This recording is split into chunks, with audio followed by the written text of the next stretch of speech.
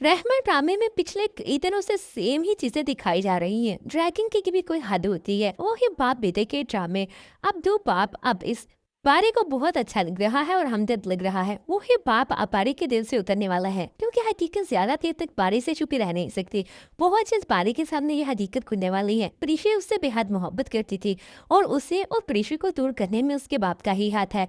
बारी जबकि अपने बाप की ब्लैकमेलिंग में आकर अनाया से शादी करने के लिए रजामंद भी हो चुका होगा और सब कुछ उनके प्लान के मुताबिक जा रहा होगा। और फिर ही जाकर बारी को हकीकत मालूम हो जाएगी कि प्रीशा की कोई मंगनी नहीं हुई, कोई शादी नहीं हो रही, वो तो कहीं और जॉब कर रही है। और प्रीशा उससे मोहब्बत भी करती थी। मेरे बाप ने ही उसे इतना टीज किया, इतना बेइज्जत किया कि उसे मुझे छोड़ना पड़ा। और उसने मुझे सच्चाई भी नहीं बताई, सिर्फ अपने ज़र्फ और अच्छाई की वजह से कि कहीं मैं और मेरा बाप एक दूसरे से दूर ना हो जाए और एक दूसरे के आमने सामने न खड़े हो जाए। इसके बाद तो बारी अपने बाप को माफ नहीं करेगा। अपने बाप का स्टेटस, बाप का पैसा, सब कुछ जोड़कर बाप के मुंह पर मारते चला जाएगा और अपने बाप को साफ साफ बता देगा, मेरे लिए प्रीशा से बढ़कर कुछ नहीं, ना आपकी दौलत, ना पैसा, ना कि आपने मेरे साथ धोखा किया, मैं आपको कभी माफ नहीं करूंगा।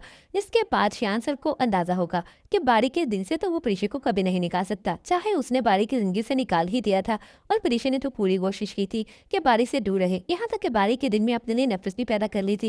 लेकिन इसके बावजूद भी बारी अपने दिल से प्रीशा को निकाल ही नहीं सका। इसके बाद श्यान सर को सबको हार माननी पड़ेगी और मीना को पहले ही जानती है कि बारी प्रीशा के बगैर रह ही नहीं सकता। इस वजह से अब बारी और इश्क का एक होना तो तय है, चाहे इसके दरमियान जितनी मर्जी थकावटें ही क्यों ना आए, ये दोनों एक होकर ही रहेंगे। फिर चाहे श्यान सर हो या फिर अनाया, जितनी भी साजिशें करने। विवश रहमान राम, आप लोगों को कैसा लगता है अपनी राय कमेंट में लाजमी दिया करें। हमारी वीडियो अच्छी लगी तो वीडियो को लाइक करें, दोस्तों के साथ जरूर शेयर करें।